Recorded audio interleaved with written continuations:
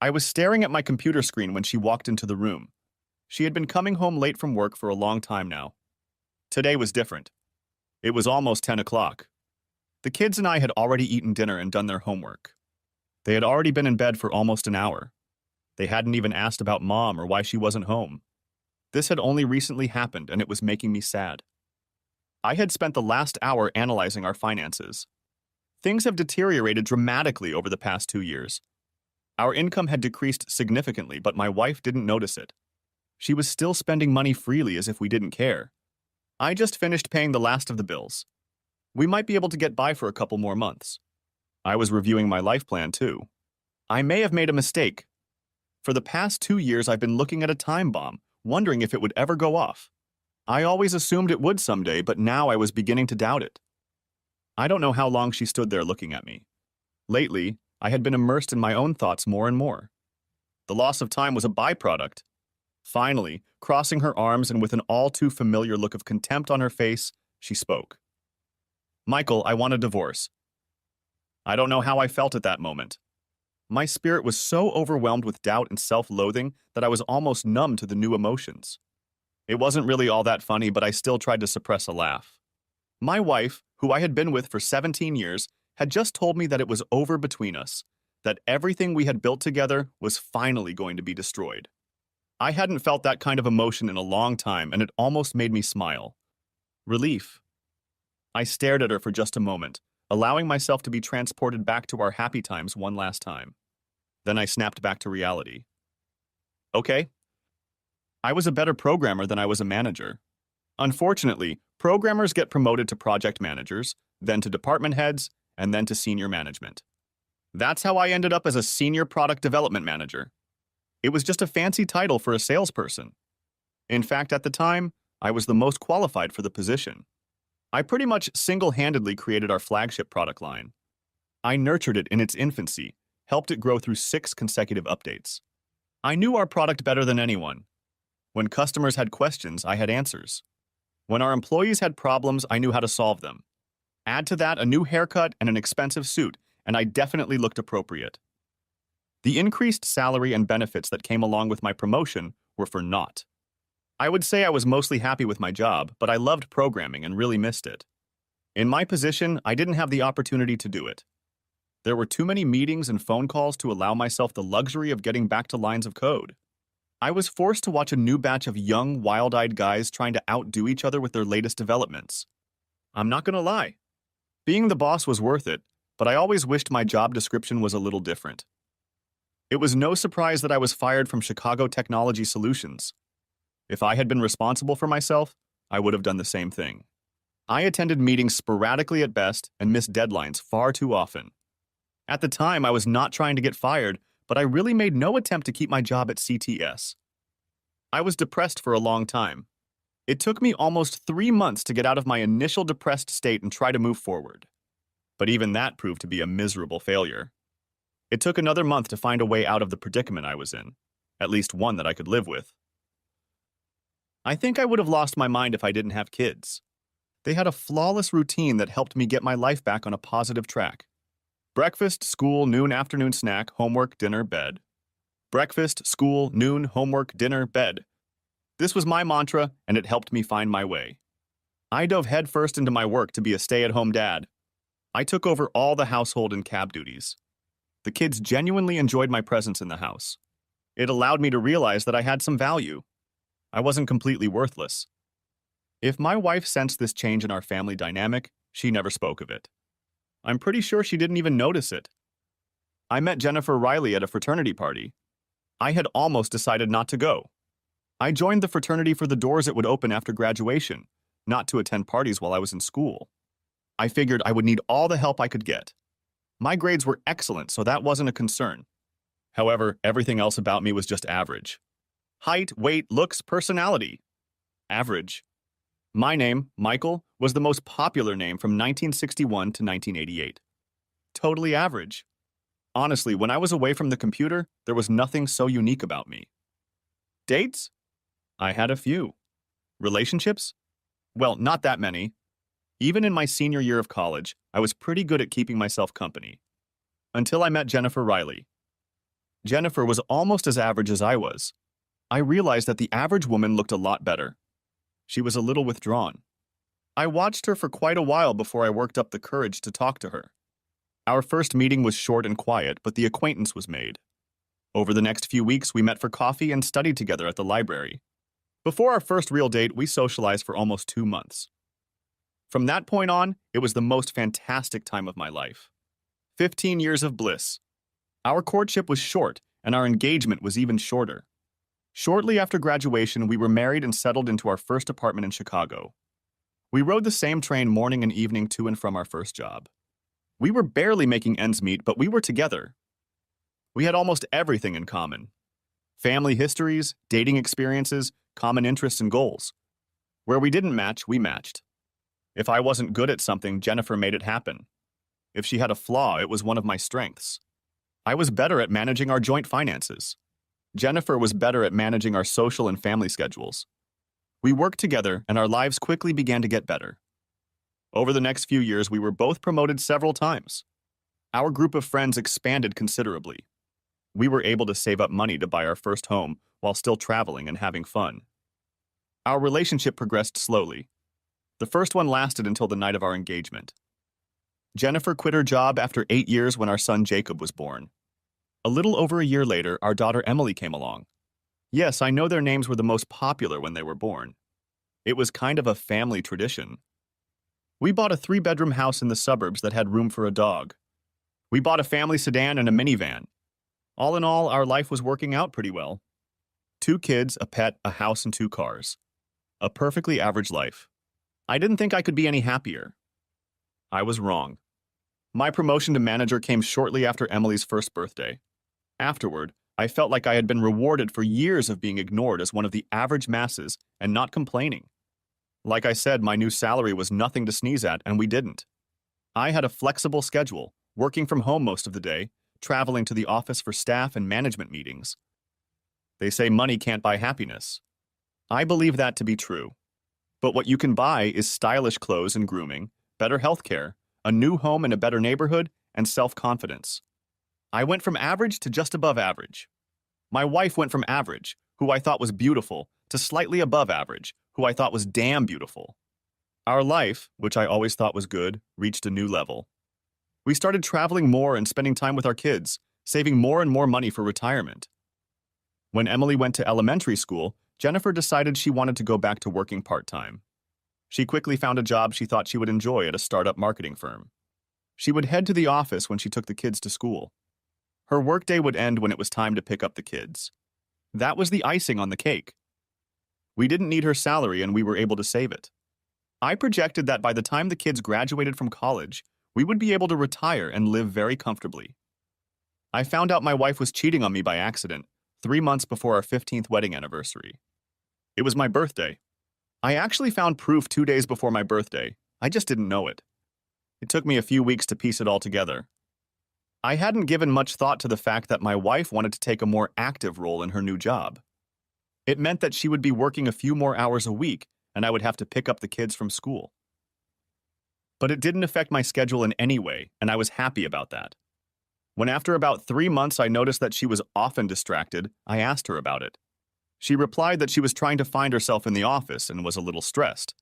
I decided to take on more responsibilities around the house to lighten her load a bit. When our lives went downhill, we talked about it.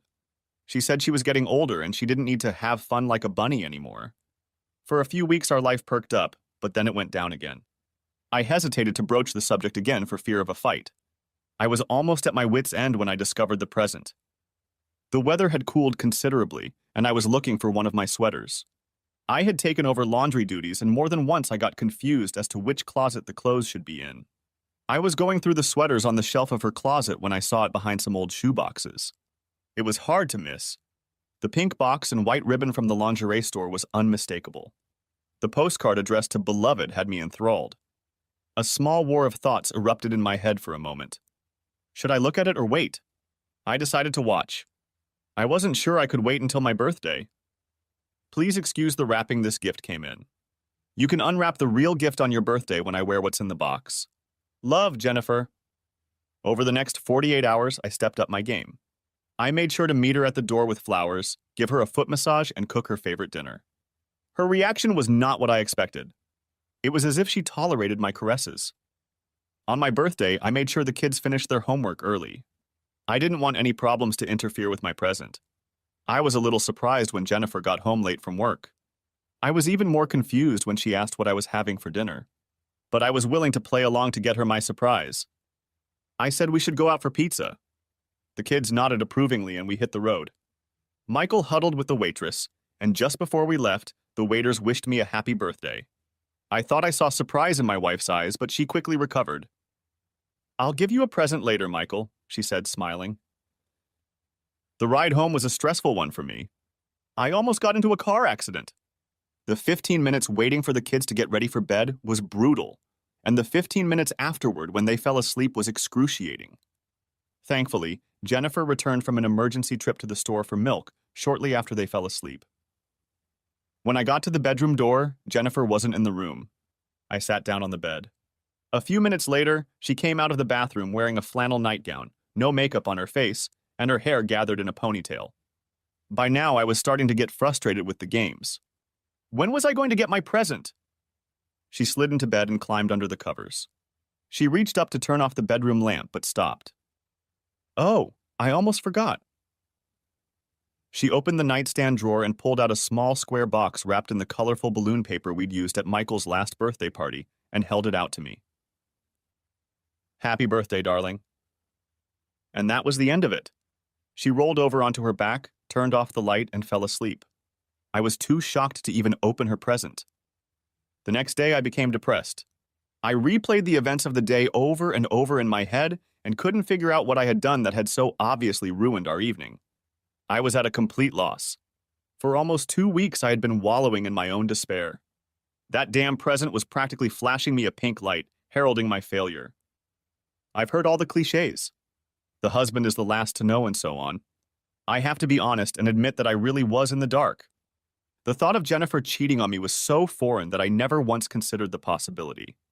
But it was the first thing that came to my mind when she called home 13 days after my birthday to let me know she'd be home late. "It's Alan's 30th birthday, and the staff is going out to celebrate. I might be late." I don't remember what I replied to her as I walked over to my bedroom closet, but I do remember looking at the empty space where my present once lay. I also remember the horrible chest pain and vomiting in the bathroom. For longer than I care to admit, I thought I might have a heart attack, and for a few moments I hoped it was true, and that I would die soon. Alan Henderson was Jennifer's boss, a slick and scraggly advertising executive who was a few years younger than Jennifer and me. I'd only met him once, but I remember not liking him very much, mostly because he seemed so insincere when he spoke. It was Emily who brought me to my senses. "Are you okay, Daddy?"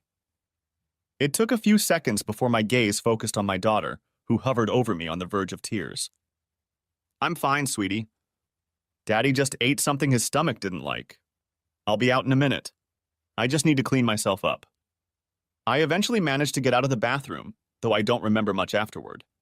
I only remember grabbing my dusty bottle of scotch. Judging by the headache the next morning, I knew I'd had a few drinks. I had no idea when Jennifer got home. When I found her in the kitchen feeding the kids that morning, she didn't look like anything unusual had happened. She was just going about her usual business. It was only the slight shudder I saw on her face when she sat down to eat that killed any remaining love in me. It was very subtle, but it was so true. I wish I had written about how I stood up to my cheating wife. But I didn't. I was just devastated. It was all I could do to move. And for weeks, I didn't get better. I was like a zombie. Every day that I realized that my wife was sitting at home carefree, I got worse and worse. I felt like I had hit rock bottom. It wasn't until my 15th wedding anniversary that I shook myself up and decided to take action. I probably wouldn't have done anything. I was being a wimp. I knew that. I wish I could say I was in shock. There is probably some technical psychological terminology to my behavior. If my father were alive, he would simply say that I was acting like a wuss. And he would have been right. It wasn't until my wife announced that she had to go to a work conference that the fog lifted from my thoughts. She would be gone during our anniversary. I don't know why that mattered to me. It was just another level of disrespect. But it hurt me. mostly because she hadn't made it clear in any way that she even knew about the date. After drinking myself into oblivion the night of our anniversary, I woke up angry. I'd reached my limit. I called my lawyer and made an appointment. I was going to end this farce. I was sure my life couldn't get any worse. I was wrong. The attitude I walked into the lawyer's office with was replaced with crushing disbelief. I knew divorce could be difficult. I thought my wife's adultery would work in my favor. Instead, the lawyer was punching hole after hole in my case. I didn't have any evidence of cheating. If I had proof, it wouldn't have mattered. My wife would have been entitled to a 50-50th split of our assets. I had no proof that my wife was a bad parent. Joint custody would have been the best hope. The income difference also worked in my wife's favor. I would pay spousal maintenance and alimony. My wife would likely have gotten primary custody and the right to remain in the home for the benefit of the children. My wife was a cheating whore and I was a cheating buffoon. I went from depression to confusion. My whore even asked me about it a few weeks later. "You really don't look well, Michael. Is something bothering you?" "No, honey." At least she pretended to care. And I was just wandering through life. Then I got fired. I didn't know it at the time, but it was the best thing that ever happened to me. It was the evening news that gave me a glimmer of hope. I watched depressing story after depressing story, and they seemed to fit my mood quite well. But then this happened. A major employer on the East Coast went bankrupt. Former employees were scrambling to get their last paychecks and worried about their pensions. It seemed to me that some people might be in a worse position than I was. Then the talking head reappeared on the screen with his analysis. Employees would likely win a lawsuit against their former employer, but it wouldn't matter. There's nothing left. All the money is gone. It didn't take me long to connect the dots and form the basics of the plan. My wife couldn't take what wasn't there. We wouldn't have anything, so we wouldn't share anything. Of course, in doing so, I was getting myself worked up, but I was already going to lose half of it. So did I really care about the rest? My plan started out simple enough. I was unemployed and I wasn't going to look for a job. I was going to spend our savings until there was nothing left. Admittedly, it was a reckless idea. Even I didn't think it would work. But it was something I could hold on to. 2 years is a long time. I was excruciatingly bored when I was alone, which was most of the time. I realized that Jennifer really was the lifeblood of our friendship group. When she became estranged from me, I discovered that I had no really strong friendships. I was an only child. Both of my parents died young, my dad from a heart attack and my mom from cancer. I was truly alone. I know that a detailed account of how I lived my life would be boring to you. I can easily summarize my life by saying it was horrible. For 2 years, my children were the only right thing in my life. I had never spent money on anything extra before. I still kept receipts for everything I bought. I started withdrawing small amounts of cash each week and saving it up. After about 2 months, it came to my attention that we weren't spending money fast enough to make a difference. Apparently, I was good at saving money and not so good at spending it. So I stepped up my game and made some adjustments to my original plan. I enrolled in an executive MBA program. The university was expensive but local. I spent almost $120,000 at one time. I paid cash for a new luxury SUV, $60,000 out the window. I fully funded the children's educational savings accounts. That took another $260,000. I spent thousands on a new closet and started withdrawing more and more cash twice a week. I'd drop the kids off at school, hit the bank, and head to the lakeshore. I never gambled with the money I took with me. A few bucks here and there to amuse myself in some way. I spent enough to show I spent the day at the casino, including checks for lunch, snacks, and parking. The bulk of the money was going into the wall safe in our garage. My personal post-divorce war chest in case things went south. My other expensive purchase? Permanent private surveillance of my wife and her lover. I asked for everything I needed: video, photos, a daily diary of events. I'm ashamed to say how much it cost me. You're probably wondering if my wife noticed any of my spending? I would say yes, with the exception of gambling. I had to tell her about how I was transferring money to the kids because I needed her signature on the custodial accounts. She saw my car and clothes. She never said anything about them. I'm sure she thought I was working and that we still lived on Easy Street. She made a few purchases too, but I never said a word. I've often wondered who benefits from her buying lingerie more often. We just never discussed the subject. We were cordial with each other and communicated daily. It was like we each tolerated a roommate we didn't particularly like. Sex? Don't even think about it. Spending time with my kids was the highlight of my existence. I did my best to support whatever interests they had. We did homework and played games together. We went to parks, rode bikes, and went to the movies. Since I took on the role of home cook, they seemed to be interested in helping me. I found some easy recipes and let them do it. Jennifer usually showed up sometime during the week. I didn't exclude her from our family time, but I didn't try to involve her in it either. If she was around and wanted to participate, she simply did so without saying a word to me. I received a weekly report of my wife's activities. I thought she was just having fun with her boss, but it was actually a few guys from her office. After a few months, the company's clients showed up on her dance card. Did it hurt? Not really. I already thought she was a slut. The fact that I now had proof didn't hurt me one bit. It wasn't a very interesting read. In a way, I was relieved, but not by much. It was clear that Alan Henderson was not a very skillful lover, although he had the ability to spread his gifts among several different women. This surprised me somewhat. I had assumed, based on her gift, that he and my slut had some sort of relationship, but really they were more like idiot buddies. She just let him have it. It was the same with most of the other 6 men. But there was one client, a little nerd with glasses and pocket protector to cement his geek status, who really let Jennifer have it. The photos and video were too grainy to tell if she liked it, but it looked pretty painful to me. Despite classes, kids, and gambling, I had a lot of free time on my hands. So I decided to focus on my life after marriage, which I assumed would come someday. I started working out. I had always been in decent shape, but certainly nothing special. During that time, I made some good gains in bench press and endurance running. I believe that huge muscles and good looks are mostly genetics, and I clearly didn't fit either of those categories. However, personally, I was very happy with the way I looked. I started researching the latest news about my former industry. I decided that at some point I was going to need a job. A year away from the madness had left me far behind, as far as I was concerned. I spent several hours each day learning about the latest technology and software packages. I was particularly interested in my old company CTS. They seemed to be stagnant. They were definitely not losing market share. Their revenues were stable, but they were not gaining momentum. In the technology business, if you stand still, you lose. I also spent a significant amount of time studying divorce. Some of my time was spent devising new cunning plans to ruin my hopefully soon-to-be ex-wife's life. Most of my time, however, has been spent studying how divorce affects children. I had already gone through most of my pain, and the kids played a big part in that. I wanted to make sure that when their transition came, I would be fully prepared. There is a lot of information out there that I thought was complete nonsense. It was another 8 months into my adventure when I started to panic.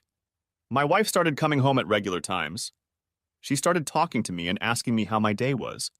I answered curtly, of course, but she didn't seem to be embarrassed by that. She began to dress more defiantly for bed. It seemed like she was trying to revive the intimacy of our former life. A few weeks later, things got even worse. For a year and a half, she had not been involved in our relationship and was minding her own business. Now she was complaining about the lack of communication. She started talking about working on our marriage, and I stopped talking to her. Complete silence. Her attempts at reconciliation continued until her birthday. I left her gift on the dining room table. The wrapping paper should have looked familiar to me, since I had used it for the last gift she had given me. The contents shouldn't have been a surprise either. 6 months passed before I opened the last present I received from my wife for my birthday. It was a watch with a cheap digital dial. When I spotted my birthday gift in the impulse buying section of our neighborhood convenience store, I was pretty pissed. A $9.95 watch from a convenience store. Goddamn bitch. When I saw they had a matching women's model, I calmed down. I bought them and waited 18 months to give them to her. I wish I could have seen her reaction, but alas, I wasn't around when she opened them. The kids and I had an emergency movie night and got home pretty late. She was gone before the kids, and I even got up the next day. Suddenly, everything was back to normal. Jennifer started staying at the office more and more often. We barely spoke when she was home. And finally, she said, "Michael, I want a divorce." I hoped she'd get it over with quickly, but it took almost a week before I was handed her application. It was almost laughable. Spousal and child support, unequal distribution of property in her favor, mental and emotional abuse listed as relevant factors. I waited until the following Monday before taking the kids camping. I didn't want them around when I let the hounds out. We returned 6 days later, rested and refreshed. Jennifer was waiting for us at home. She was sitting alone in the living room. I think she might have had the stomach flu. At any rate, she didn't look well. I wondered what detail was the biggest surprise to me. I had filed for divorce on grounds of adultery. I asked for the house, the only real property we had left, and full custody of the children. I asked for spousal and child support because I was unemployed and had 2 years of full-time childcare. I filed attachment alienation lawsuits against Jennifer's 7 partners. I was under no illusions that I would win any of them, but Illinois law allowed me to do so, so I came back armed. I filed civil suits against her employer and the companies of the 3 clients who were taking advantage of my wife's prostitute status. Again, I didn't think I could win, but the notoriety might have worked in my favor. Finally, I sent a DVD of Jennifer's greatest hits to her parents and best friend so she would know I wasn't afraid to take advantage of it. She needed to know about the evidence I had against her. It was all listed in my countersuit, but I didn't want to take any chances. The children had a snack and went to their rooms to get ready for bed. They paid no attention to their mother. She made no move to address them. I walked over to the refrigerator to grab a beer. Then I made my way to the living room and sank into the chair across from Jennifer. She didn't look at me for a long time. I was just enjoying my beer. Besides not feeling well, she seemed to be crying about something. Maybe she was hurt? Eventually she spoke, but almost in a whisper. "You're going to ruin me." I waited for her to look up to see the look in her eyes when I answered. It took a few seconds. God, I hope so. I thought this moment would be more intense. When a single tear appeared in her eye and rolled down her cheek, I felt nothing. "Do you hate me that much?" "Oh no, Jennifer. I don't hate you. Hating takes effort. I can honestly say that I put in absolutely no effort when it comes to you. All my effort goes into taking care of me and my children. But I'm your wife." "Stop. I'm not going to let a piece of shit like you sully my wife's good name. My wife was a loving and caring woman, my best friend, my partner, and the mother of my children. She's dead. And you're the whore who took over her body. Don't talk like you have anything to do with me." It was a long time before she spoke again. "What am I supposed to do now?" Is that a rhetorical question, or do you really want my answer? I didn't let her answer before continuing. "I suppose there are several options to solve your predicament. You could go far, far away and try to start a new life. That would be the option I would choose. I will never let my kids spend any meaningful time with you, so it shouldn't affect your decision to leave in any way. Or I suppose you could try staying here. Hang around town, try to keep your head up. But who knows who'll hear about your little exploits or who'll want to hire a damn whore like you. Maybe you'll get attached to some loser who doesn't care that you're a whore. But what kind of loser would that be? Or you could kill yourself. I really hope you don't choose that option. It would deprive me of watching you suffer like the bitch you are. But then again, I'm not sure my opinion matters to a bitch like you. It certainly didn't matter when you decided to start having fun with your boss. I'd been dreaming of giving this speech for months. I should have been excited about the opportunity to give it. Watching word by word as whatever was left of her spirit crumbled, I hoped I'd get some satisfaction. But instead, I felt an emptiness. Life after the divorce has been ambiguous. Things were going much better with the lawsuits than I had hoped. I received a little over $1 million in compensation from 3 companies whose employees slept with my wife. This was surprising because my lawyer told me not to expect much. During the post-match analysis, we decided that after he dealt with my ex-wife's company, they wouldn't want to engage in negative publicity. We destroyed my ex-wife's company through discovery motions, depositions, and leaks to the press. I also started my own covert campaign, emailing the CEOs of their remaining clients with information about my wife, her boss, and their buddies. Do you really want to be in bed with this company when the shit hits the fan? It took a while, but gradually their revenue dried up. Employees who didn't want to be associated with the scandal quit. Eventually, they filed for bankruptcy. Alan Henderson was fired and left town in disgrace. The $200,000 check I received was smaller than my other victories, but much more satisfying. I got nothing from the foreclosure of attachment lawsuits. I didn't think I would get any. However, 4 wives and subsequent divorces took their husbands out. It wasn't all champagne and roses. In the process, I got hurt myself. It was not uncommon for me to run into someone who was familiar with my situation. The taunts and teasing got out of hand for a while. I don't know if it was fortunately or unfortunately, but I didn't care. I already felt like a loser, so someone else's words didn't move me. Some of those bastards were actually pretty smart. I was able to keep my kids safe from most of the side effects. That had always been my main concern. They were sad for a while, but soon recovered. The biggest victory was my return to CTS as Vice President of Design and Development. One way to take my mind off my personal turmoil was to return to programming. In 2 confusing years, I was able to develop an add-on to the core CTS software that allowed it to easily integrate with 2 other popular competitor software packages. I started my own company and began selling my development. Less than a year later, I received offers from all 3 companies to buy my company and my software. I received $11 million for my company and an incredible compensation package from CTS. I had been considering retirement for some time, but due to my complete lack of a social life, I was sure I would become a recluse if I didn't give myself a reason to get out of the house every day. My new income allowed me to hire a sweet old lady to serve as housekeeper and babysitter for the children. A year later, Mrs. Marlene Jensen moved in with us full-time, settling into an apartment above the garage in our new house.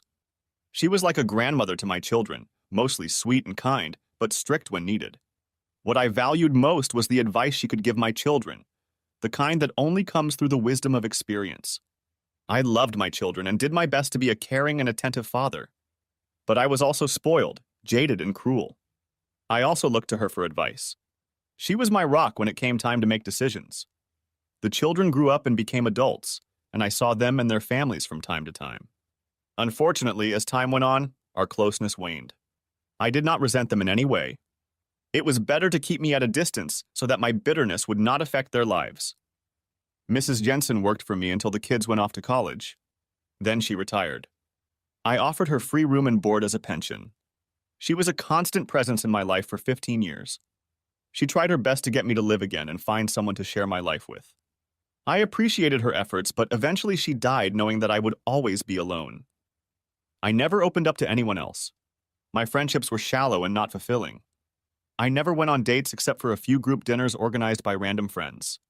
I developed a well-deserved reputation as an icy, ruthless bastard who was not to be crossed.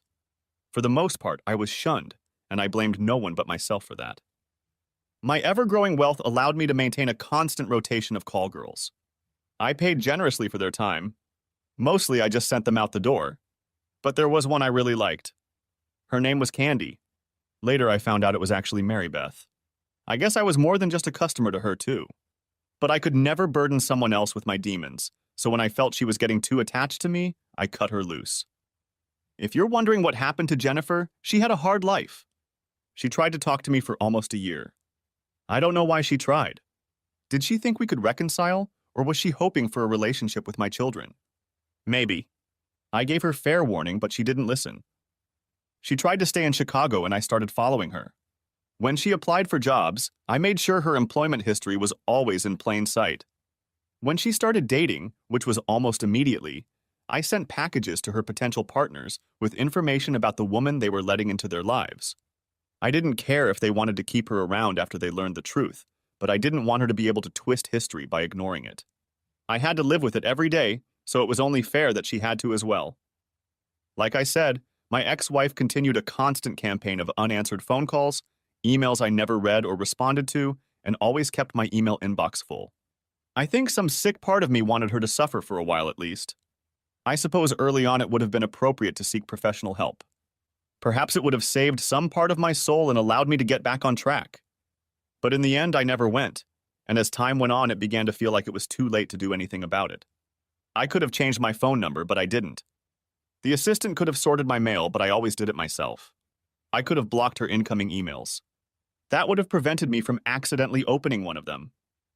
It was a stream of apologies that meant nothing. Of course, the situation was out of control. She had always loved me. Hadn't she suffered enough? I responded with a gift and a simple note. I bought lingerie from her favorite store and carefully wrapped it in a sheer white ribbon that really accentuated the pink of the box. I enclosed a beautifully handwritten note. I'm sure she appreciated the symmetry when she opened the card addressed to Bitch. I hope she understood the meaning of my words. I thought the inscription, "Go screw you," was a pretty clear indication. Actually, there was a rougher expression there, but I'll be polite to you. One of her potential suitors was trying to hold me accountable for tormenting my ex-wife. He showed up on my doorstep, full of liquid courage, shoved me back and knocked me off my feet as I opened the front door. It was his mistake. As I've said before, I'm nothing special. I had no martial arts or special forces training. I was just a regular guy. I was never violent. Hell, I'd never even been in a fight.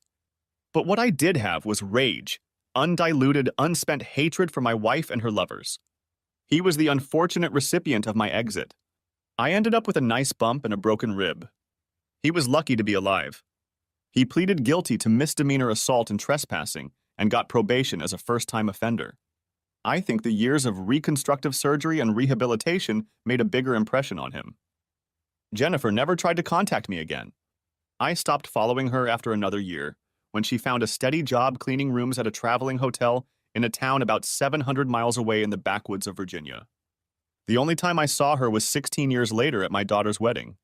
I know that the children met Jennifer again a few years after graduating from college. I made no attempt to stop them from finding her. The years have not been kind to her. She had gained at least 20 pounds, had deep wrinkles around her lips, and other signs of smoking. This was a new phenomenon. Overall, she looked old and haggard.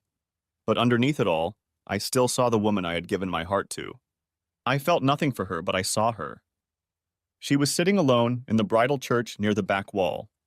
Her interaction with my daughter was brief, cordial, but detached. She made no attempt to speak to me. For the rest of the evening, we never came within 30 feet of each other. She was standing outside waiting for a cab. When I saw the ring on her finger, I smiled for the first time in a long time. Maybe she had it better than I did, judging by the small gold ring and the paltry diamond on the ring finger of her left hand. I walked over to her and stared at it for a few moments.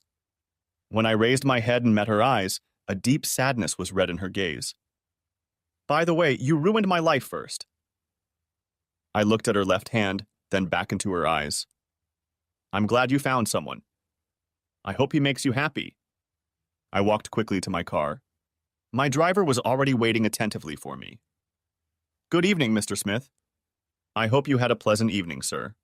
Are we going to the club?" "It went as well as I could have hoped, Jonathan. Let's go straight back to the house. I think I should like to be alone tonight." "Of course, sir." As we pulled away, I tried my best not to look back, but I caught a brief glimpse of her. Goodbye. Michael Smith was not a handsome man. There was nothing remarkable about him at first glance. But he was very sweet, nice to look at, and smart. And he was different from other guys. Our first meeting happened on probably the worst night of my college life. My sorority sisters dumped me in the middle of a frat party. They promised that we would stick together all night, but jumped at the first chance to fool around with someone in the popular crowd. I waited for them for 2 hours while a bunch of drunk assholes hit on me when he finally approached me. Michael looked straight into my eyes. He politely introduced himself and made small talk for a few moments. He spoke almost in a whisper, but his eyes never left mine. After a while, he left. "It was a pleasure talking to you, Jennifer. I'd like to take you out for coffee sometime. Here's my name and phone number if you're interested. Thank you for talking to me. It was the highlight of my semester." Admittedly, I almost didn't call him. I waited a little over a week before I decided what to do. We met for a cup of coffee. He asked me all sorts of questions. I found him very easy to talk to. It was during that first conversation that I realized what made him unique. Outwardly, he was quiet and unassuming. He wasn't bad looking. Perhaps he was even a little handsome. But he was brilliant. That much was obvious. He could talk about any topic and was well-versed in all the questions I asked him. He said he was studying computer science, but obviously he could have chosen any other major. We started talking about my subjects, especially the ones I had trouble with, particularly ancient philosophy. I was majoring in business and advertising. Unfortunately, I had put off a few of my least favorite electives, and I was having a little more difficulty than I had hoped. Michael's eyes never took his eyes off of me. Just like our first meeting, he looked me straight in the eye the entire time we were talking. His motive was clear. He was genuinely interested in me as a person. I was flattered. He suggested we study together in the student union or in the library. So 3 days later, we were together again. I wouldn't call it studying. I'd rather call it advanced tutoring. Michael spent 3 hours in the library on Friday night, giving me the help I needed to do well on my philosophy exam. When I didn't understand something, he would apologize for his teaching methods and try something different. He was so patient. He never made me feel stupid when I didn't understand something. I could feel his excitement on the phone when I called him to tell him I passed the exam the following Tuesday. I could tell he was proud of me. He accepted no praise for helping me, saying that he was actually being selfish and trying to spend time with me, and that it was the most enjoyable time he had spent on campus. I also learned about how Michael was different from the other guys. During the week, he was solely focused on his studies. There were no parties, no drinking, nothing that could be considered a distraction. At first, I was annoyed by it, but then it started to annoy me. For the next few weeks, we didn't go on any dates that I would call real, but he called every day just to talk to me and see how I was doing. He would leave me notes to let me know he was thinking about me. We still met for coffee or at the library, and once or twice we had lunch together. When we were together, he continued to ask questions about me and my family, my interests and dreams. If I asked him questions, he was open and honest. One day I asked him if he was afraid of anything. It was my favorite dating question. I read in a magazine that this question helps you understand how much a person trusts you. I was prepared for the typical bro answers. In the past, they ranged from nothing to that I'd leave college without a proper date. Michael just sat silently for a minute, staring into space. Then he looked me in the eye and said, "I'm afraid I won't be a good father. I was an only child. My mother and father died when I was in high school, but we were never very close. I lived with my uncle until I graduated high school. He was a womanizer, and we had very little in common. I think he was relieved when I left for college. I want to get married. I want kids. But I don't have the experience of living in a loving, supportive family. I want to be a good father, but I'm afraid I don't know how." When he fell silent, I think he was looking for some kind of answer. "Too much?" he asked. "No, Michael. Not too much. Just enough." About 4 weeks into our relationship, Michael asked if I had Saturday free. I replied that I was, and he said he would stop by the sorority at lunchtime. The days leading up to that Saturday were strange. I kept asking Michael what he was planning. He wouldn't tell me. My sorority sisters kept smiling at me and whispering. I was on edge when he finally arrived. He was dressed in maroon and sky blue clothes. His 3 fraternity brothers were similarly dressed and were carrying a large cooler and 2 huge trays of food. Michael held a DVD in one hand and a West Ham jersey for me in the other, and a smile shone on his face. He asked me to show him the big room of the house. When we turned the corner, most of the house was dressed in West Ham colors and started chanting. I was shocked. Once, for maybe 30 seconds, I complained about missing my family's trip to England. I had a distant cousin who made the club team, West Ham United, and my family had planned a trip to London to see him play. Unfortunately, the trip fell on a very important test week for me, and I was unable to go. I was very disappointed and shared this with Michael. He asked a friend at a local sports bar to record the West Ham game by satellite. He studied the team chants, taught them to his friends and my sorority sisters, and watched the game so he knew when to start them. He and his friends brought several cases of English ale and cooked fish and chips. As the game went on, we sang, drank, and cheered. In the 72nd minute, he silenced everyone and told me to pay attention to the screen. I was able to see my cousin score his first Premier League goal, delayed recording, of course. No one else in my family could have said that. It was the nicest thing anyone has ever done for me. When it was over, he and his friends cleaned up after themselves and hit the road. Michael said he would call me later. I was left alone to fight off the taunts about the dreamy look in my eyes. It was worth it. Our phone conversations, notes, and coffee continued for a couple more weeks until one day, while sipping a latte, I noticed he looked extremely nervous. "Everything okay, Michael?" "What?" "Oh, yeah. Of course it is. I was just wondering if you had any plans for Friday night. And if you're free, if you'd like to have dinner with me. You know, like a date. With me. Friday night. I'd love to have dinner with you, Michael." The look of relief on his face was surprising. It was quickly replaced by one of the widest smiles I'd ever seen. It was on his face as he finished his coffee, as we walked out the door, and as he turned around to give me one last wave as he walked to class. I could see him almost a block away. From that moment on, everything around me was a perfect whirlwind of love, romance, and friendship. I did better in school than I ever had before. I was having more fun than I ever had in my life. People started treating me differently too. I was more comfortable being myself, the woman Michael loved, and I think people were attracted to that. I will say that being around Michael was like getting daily vitamins for the ego. He may have always sold himself, but he was never shy about describing me in the best terms. In fact, it was probably just the opposite.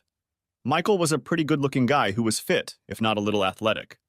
He was always well-groomed, bordering on classy. He was pleasant to be around and liked everyone, but was a little shy around new people. I could say without a doubt that he was always the smartest person in the room, including the professors, and everyone knew it. But with a casual demeanor, he avoided the limelight and attention to spend time with me. He often told me he was just a regular guy who won the lottery when he met me. I would describe myself as pretty. My friends described me as cute. My family described me as cute. I was always a little self-conscious about my looks and my body. It was hard not to be. Some of my sorority sisters were gorgeous, with model looks and matching bikini bodies. But it was hard not to feel like I possessed something special when looking at myself through Michael's eyes. I could tell that the longer I was with Michael, the more valuable I felt. I was over the moon when it was time for prom. One of the silly end-of-year sorority rituals was playing potential husband. Being one of the few sisters without a long-term boyfriend, I was never able to partake in it. It was a favorite event for a large group of alumni, and it was always well attended. It was simple enough. Each sister would come out alone in front of the assembled alumni and could give a positive or negative example of another sister's boyfriend from the past year. The sister whose boyfriend received the most positive comments won. I can't say I was completely shocked by the result, but I was a little shocked. For the first time in the 29-year history of this event, my Michael received all positive feedback. One from each sister. I had never felt so proud and was a little disappointed that traditionally I wouldn't be able to let him know he had won. 3 days later, I did find a way to reward him. The day after graduation, Michael drove me home. I was originally from Chicago, and Michael had been offered a job there. We spent 4 hours on the road holding hands and talking. We stopped for a quick breakfast and a kiss. We arrived at my childhood home just before lunch. Michael spent the next 2 hours charming my parents. I was a little surprised when he asked if he could buy my dad a beer. They left before I could even object. My mom smiled through misty eyes. "Oh, Jennifer, this one's a keeper." "Trust me, Mom." "I know." Michael and Dad smiled and laughed all the way to the front door when they finally returned 2 hours later. Michael told me he'd be back to pick me up for dinner after he checked into the hotel, said a quick goodbye to my parents, and left. Last thing he told me was that he had asked my father for permission to marry me. That night I'll never forget. It was magical. After a wonderfully romantic Italian dinner, Michael proposed to me on the deck of Willis Tower. It was a beautiful, clear evening, and the lights of the Chicago skyline almost matched the glow in my heart. Being a virgin in college always caused mild embarrassment. I'm sure I was the only sister from the sorority left in the house. But that night it was a precious gift, part of the matching set. Michael gave himself to me that night. I could feel it. He was patient, loving, and tender. I couldn't have dreamed of a more perfect contact. I asked him where he'd learned to be such a fantastic lover. "Modest as ever," he whispered. I read, "Very much." Our life was damn near perfect. Right after graduation, Michael landed a good job. He was constantly being promoted, and I was happier than ever. I don't want to say that these years understate their importance to me. I can't find the words to express how happy I was in our first decade together. I wouldn't be able to describe how having children added to my life. I don't share the details of those years because they have nothing to do with my downfall. In fact, telling you about those years would only confuse you about the motivations that led to my fall. I know what my mistakes, no, better said mistakes. I know why I fell. I didn't trust Michael enough. What I loved most about Michael was that he never hid his vulnerability from me. He shared his whole being with me, and more importantly, his insecurities. He never hid from me. For a long time, I had nothing to hide. My life was a fairy tale. My family was wonderful. Michael never treated me any differently than a full partner. I was involved in every decision that affected our lives. It didn't matter that he made 5 times as much as me or had a better handle on our finances. He always looked to me for advice and approval. Mostly it made me feel special, but sometimes I felt inadequate, like I wasn't holding up my end of the bargain. I never shared this with Michael. If I had shared it, I never would have ruined my life. He would have helped me. I know that. He loved me so much. He would have helped me feel whole. That tiny insecurity grew and grew over the years. Maybe it was budding. Whatever the case, by the time the kids went to school, I was lost in my own skin. I felt I needed something different, something that would give me an independent purpose. I wasn't looking for a lover by any means. I loved my husband. In the bedroom, I was more than satisfied. Our life was passionate, though maybe a bit of a drag. That was mostly my fault. I knew that my husband wanted to be a little more experimental, which is probably the right word, but I figured why spoil a good thing? No, I wanted to feel like an equal, not just to be treated as an equal. So I found a job and announced that I'd accepted it. I had it all figured out. I was fully prepared to defend my reasons for wanting the job. Our argument lasted 4 seconds.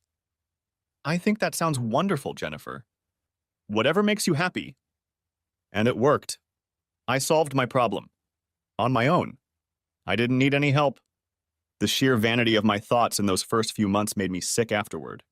But it was exciting at the time. I felt like I could go out into the world as an independent and confident woman. The mood in our office could be characterized as flirtatious. At worst, it could be described as a den of debauchery. My coworkers, both male and female, were young, brash, and energetic. There were a few inner office flings between them. There were no relationships. No one seemed to hide it or think there was anything wrong with it. My boss was probably the worst of the lot. Alan Henderson was a pretty good-looking guy, though not exactly my type. People were always teasing him, saying he couldn't keep a girl, and congratulating him on another conquest. I didn't rush into bed with the first guy who hit on me. In fact, I blew him off. Hard. But it made me wonder if Michael and I were missing something in our lives. Our group of friends was pretty low-key when it came to this. There wasn't a single conversation in our neighborhood that even came close to the daily barrage I heard at the office. After our first company Christmas party, when I introduced Alan to Michael, my life changed forever. I could tell they disliked each other, even though they pretended to get along just fine. I stopped talking to Michael about my work and never mentioned Alan. I could tell that my job and boss were bothering him. After that night, I noticed things had changed in the office as well. Alan started paying a lot of attention to me, praising my work in public and asking how I was feeling. He started asking me to share lunch with him. We always had long discussions about our latest project. He started asking my opinion more and more often. Then he would ask a few personal questions and we would end the conversation and get back to work. He also started complimenting me on my looks. In hindsight, I can say that he worked on me for months and I absorbed him like a fool. I don't remember the exact series of events that led up to this. It is with the deepest regret that I admit I enjoyed every minute of it. Alan's skillful seduction made me feel desirable. Emotions that I thought were long gone. Years later, analyzing my behavior, I realized the depth of my betrayal. I didn't feel Michael desired me because I didn't give him anything to desire. I knew the kind of man he was.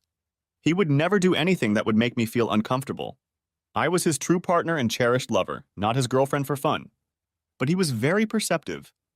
The slightest hint on my part would be enough. Any hint that I wanted something else would have had dramatic consequences. A painful analysis of my married life revealed that Michael was obviously gingerly fumbling for any opportunity to energize our lives, and I was ignoring him. I am terribly ashamed to admit that I did all this and more for Alan. It turns out I was a whore to him. I got too deep into my relationship with Alan before I realized the truth. I gave Alan me for his birthday. The contrast with Michael was striking and changed my thinking almost immediately. Alan didn't love me and I was making a terrible mistake. I told Alan that our affair was over the very next day. He laughed and pushed me out of his office. The package was on my desk when I returned from lunch, along with a note to be in Alan's office at 5:30. The contents of the package guaranteed my fulfillment. The pictures of Alan became a lock that chained me to him, and the hell my life would become for the next year and a half and beyond. Having fun with my 2 coworkers who were waiting for me in Alan's office was very pleasant compared to what I would have to do during those 18 months. Let me just say that I was the company whore and Alan was my pimp, and I hated him almost as much as I hated myself. I tried my hardest to find a way out and kept failing. It was only when I could no longer accept the immorality of my actions that the solution to my problems came by itself. When I was asked to entertain a weirdo guy in a conference room full of people, I realized I'd had enough. I had found the solution that had eluded me for so long. Courage. I told Alan I'd had enough, and I didn't care who he showed the pictures to. He just laughed and it was over. I felt so stupid. I have to say that when I woke up from my nightmare, I was surprised at the state of our house. Michael and the kids seemed to be doing just fine without me. In the back of my mind, I thought they would have a hard time facing life under the kind of neglect I had imposed on them. But it turned out to be exactly the opposite. It seemed as if I wasn't needed at all. Michael was clearly on top of things. He had a new car, new clothes, and looked like a successful executive. I felt terrible when I realized how long I had neglected my family. I decided right then and there that I would rededicate my life to them and do everything I could to make amends for my betrayal. But a distance had formed between us that had never been there before. I often wondered how long it had lasted. Michael never raised his voice to me. We never fought, but he treated me like an intruder. I decided I needed to put my best foot forward. I tried to seduce him. Hints. Nothing worked. He barely touched me. After a few months, I looked at the state of our marriage. No intimacy, no communication. I decided I couldn't live like this. I suggested marriage counseling. Then Michael stopped talking to me. I don't mean he stopped trusting me. He just stopped talking. Not a word for weeks. I was on edge when my birthday came around. I let myself get a little worried. After all, he couldn't ignore me on my birthday. God, how wrong I was. When I got home from work, I was ready to find out what my family had planned, but found the house empty. The only thing on the dining room table was a small wrapped box. I realized what it was before I even opened it.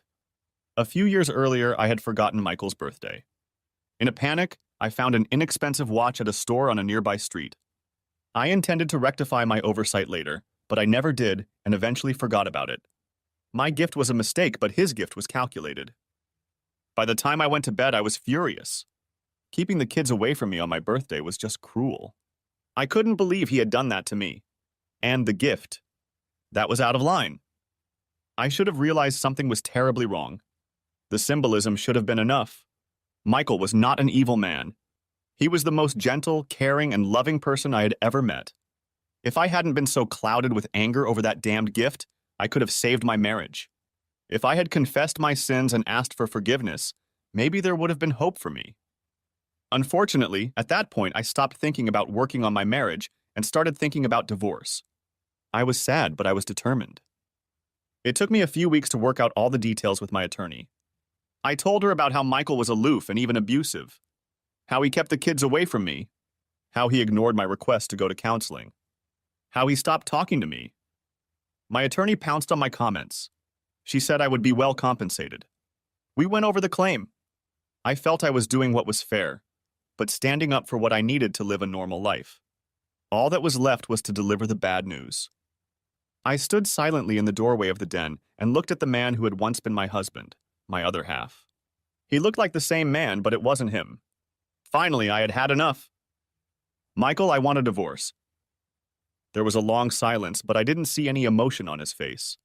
I thought he smiled, but he was probably just in shock. He must have been, because his reaction wasn't what I expected. No yelling, no questions. Okay? And that was it. The following Friday, he was served with my divorce petition. That weekend, Michael was in a better mood. But if he tried to correct his recent behavior, it was too late. I was in no mood for reconciliation. He even said goodbye to me at the door as I left for work Monday morning. Too little, too late, I thought. When I got to the office, I realized there was a big problem, but I had no idea what it was. My boss, the president of the company, and our corporate lawyer were bickering in the conference room. Fists full of papers were being waved around. I was so busy watching the hysteria that I didn't notice the man waiting for me near my workstation. He caught me off guard when he spoke. Jennifer Smith? Yes. You're being served. The man handed me a massive envelope, took my picture, and left. I didn't even get a chance to sit down, let alone look at the contents of the envelope. As soon as the man left, the security guard and the human resources manager stood in front of me. Mrs. Smith? You are suspended pending an investigation on charges of inappropriate behavior in the workplace. Please gather your personal belongings and leave the building, she said. It was humiliating to have to gather my belongings while my coworkers looked on. It was even worse when I was escorted out of the building. I had no idea what was going on. I barely had time to pull out of the parking lot when my phone rang. It was my lawyer. Before I could even say hello, she had already let me out. Withholding important information and making her look like an idiot were the only phrases that made sense. I drove home in silence. When I arrived, the house was empty again. I had no idea what hell I had unleashed until I finally calmed down enough to remember the envelope. Michael's counterpetition was crushing. Almost all of my extramarital affairs were documented. There was no money. He had spent almost all of our savings. The word that hit me the hardest was adultery. I thought it couldn't get any worse. Then I tried calling my parents. I needed support. My father called me a whore and hung up on me. He didn't need to explain to me why he thought that. I already knew. The next 7 days seemed like the loneliest of my life, but years later I would remember them fondly as the good days. Michael left a note, which I found later, saying he had taken the kids camping and would be back on Sunday. That first night, my older friend Rebecca called around 7 o'clock to see how I was doing. She said that Michael had sent her a DVD and that I didn't want to know what was on it. Over the next few days, my attorney detailed the hopelessness of my situation. I was being fired for cause. My company, several clients, and all of my partners were being sued. I would lose custody of my children. I would lose everything. At that moment, I was willing to do anything to get Michael to stop all the litigation. I tried to prepare myself for his return. Unfortunately, I couldn't stop crying. When the family came home, I was a mess. The kids walked past me as if I wasn't even in the room. Michael walked in a few minutes later, beer in hand, looking like he didn't give a damn. I barely forced myself to speak. "You're going to ruin me." The pure hatred in his voice destroyed me. God, I hope so. When I tried to broach the subject of our history as husband and wife, he called me a whore. At that point, I wasn't even talking to him. I was just thinking out loud. But Michael launched into a tirade that lasted several minutes. Whore. Whore. Cunt. Bitch. Every word tore at me. I came. Then he got up and left the room. I can honestly say that I didn't give up. I tried to make things work with Michael. But he wouldn't talk to me. I wondered how Michael and the kids were doing without money, but it seemed to be okay. Sometimes I would sneak to watch him drop them off or pick them up from school. I couldn't get a job and was receiving unemployment benefits. My parents wouldn't talk to me. I needed somewhere to live and I started going from friend to friend, mostly divorced men. No one wanted to keep me for long. One day everything was fine and the next day they wanted me gone. On the advice of my lawyer, I started seeing a therapist. She believed that if I repented of my behavior and tried to get professional help on my own, it would help me in court. I had very little hope. I was able to work through some things, most of which I have shared with you. But the best advice my therapist gave me was at the end of our sessions. Her advice was to run far, far away. I don't know exactly why he decided to respond to me. It could have been a phone call, an email, or even one of the dozens of letters I sent. But for whatever reason, I came home and found a package from Michael waiting for me. I immediately recognized the store's standard gift box. The card was addressed to me in a rather vulgar manner. I understood everything. He knew almost everything. He really hated me and had a very specific suggestion on how I could best utilize my time. I don't know why the realization that he knew about my willing betrayal was so much worse. But it was. I cried. Hard. At the time, I was staying with a friend of a friend of a friend. A decent guy named Robert. I think he wanted our relationship to be more than just a roommate thing. When he came into the room to see what was up, I realized he had been drinking. When he saw the package, he became furious and sprinted out the door before I could stop him. I was worried when Robert wasn't home a few hours later. I should have been. The nurses at the hospital weren't verbose, but they knew most of the story. Apparently, Robert had gone to confront Michael. Michael had nearly beaten him to death. His face was mangled. He had a concussion, several internal injuries, and a shattered left hip. I was terrified. My problems were now infecting those around me. At my next session, I told this story to my therapist. She started asking me questions about Michael. I told her everything I knew. He was an only child. He had no family. He was orphaned when he was a teenager. I told her about our young love, his devotion to me and the children. I told her about his actions during the 2 years when he should have known about my infidelity and subsequent behavior. And I told her about what Michael had done to Robert. When I finished, she looked terrified. You have to run as far away from here as you can. Leave him alone. Don't call him. Don't write to him. Don't let him know where you are. There is no hope of reconciliation. Don't even try. Move on. If you push him, the most likely outcome is that he will kill you. Your actions have clearly broken a man with a fragile grip on sanity. He's endured disappointment after disappointment all his life. He will never forgive you. He will never forget. Run! And I ran. I ran away from the memories of my perfect life to a shitty college town in Virginia, where I found an even shittier job. A few years later, I found a man who could tolerate me and ignore my past. The best thing I can say about him is that he didn't smell or hit me. There was no love between us, just a friendly relationship. I'm sure that was part of my punishment. My children contacted me when they were older, just to say hello and let me know they were alive and knew I was too. They never asked to see me or play any meaningful role in their lives. Michael thrived without me. I followed his news as much as I could. He was always a superstar in the software industry and had the vast fortune to prove it. There was hardly anything written about his personal life. I saw him one more time at my daughter's wedding.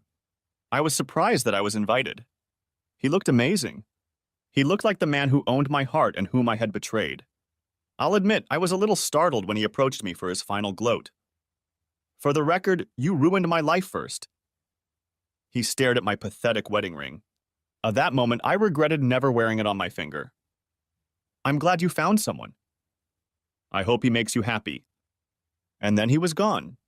Thanks for watching. I hope you enjoyed it. So subscribe to my channel and watch the next video.